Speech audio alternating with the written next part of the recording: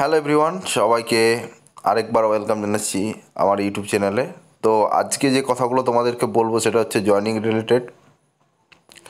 তোমরা যে জয়েনিংগুলো কবে নাগাদ পেতে পারো এবং তোমাদের জয়েনিংগুলো কবে নাগাদ হতে পারে সেই নিয়ে কথা কিছু বলবো। প্লাস যে কোন কোন জেলার ক্যান্ডিডেটদের প্রায় সব কিছু হয়ে গেছে, DIB verification plus police verification সব কিছু হয়ে গেছে।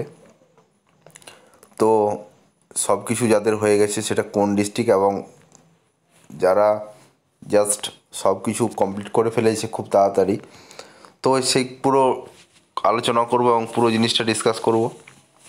তো এই মুহূর্তে হাওড়া জেলায় 66 জন যে ক্যান্ডিডেট আছে সেই 66 জন ক্যান্ডিডেটের পুরো কমপ্লিট হয়ে গেছে। তো তাদের পুরো কমপ্লিট হয়ে গেছে এবং পুরুলিয়া জেলাও যথেষ্ট এগিয়ে আছে।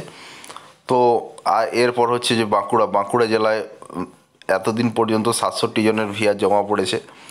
তো এইগুলো খবরগুলো অফিসিয়াল খবর নয়, তো তোমাদেরকে তাও জানিয়ে রাখছি কিছু কিছু খবর হয়তো তোমরা সবাই জানো।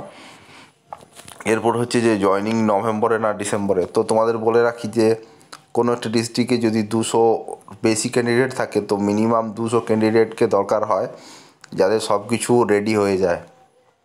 তো বিশেষ কিছু ডিস্ট্রিক্টে তোমার বার্থ সার্টিফিকেট লাগছে এবং বার্থ সার্টিফিকেট না থাকলে কোর্ট এখনও পর্যন্ত খোলেনি। তো কোর্ট খুললে তোমাদের বার্থ সার্টিফিকেট যাদের যাদের নেই তাদেরকে ফার্স্ট ক্লাস ম্যাজিস্ট্রেট দিয়ে পুরো জিনিসটাকে লিখিয়ে আবার জমা দিতে হবে।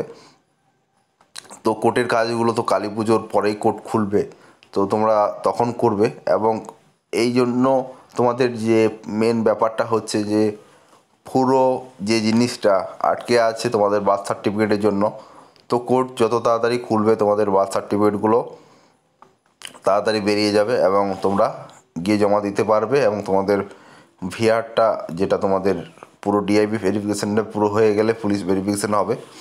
তারপর তোমাদের যে ফাইনাল যে আরক্ষা ভবনে যাবে ফাইলটা এবং সেখান থেকে তোমাদের বাদবাকি কাজগুলো নেক্সট স্টেপটা নির্দেশ হবে।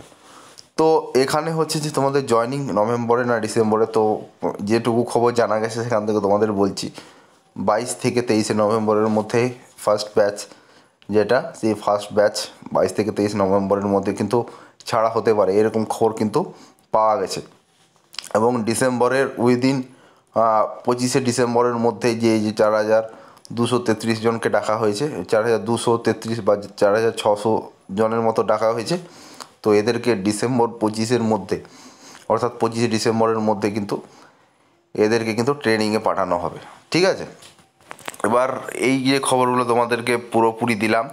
তো এবার হচ্ছে অনেকেই কোশ্চেন করছিলে যে দাদা যে আমরা যদি নেক্সট ইয়ার জয়েনিং পাই সেক্ষেত্রে আমাদের কী অসুবিধে হতে পারে এবং আমাদের কী ক্ষতি হতে পারে। তো যারা এই ইয়ারে জয়েনিং করছে তাদের যে ইয়ারের আগে যারা জয়েনিং করছে অর্থাৎ ডিসেম্বরে যারা জয়েনিং করবে বা নভেম্বরে যারা জয়েনিং করবে তারা 3% ইনক্রিমেন্ট বেশি পাবে, কারণ তারা নভেম্বরে জয়েন করছে। তো এটা যারা নেক্সট ইয়ার অর্থাৎ নতুন বছরে যারা জয়েনিং করবে তারা এই 3%টা পাবে না। তো এইটুকুই, আর বিশেষ কিছু নয়। তো এইটুকুই তোমাদের অসুবিধে হতে পারে, আর বিশেষ কিছু অসুবিধা হতে হবে বলে মনে হয় না।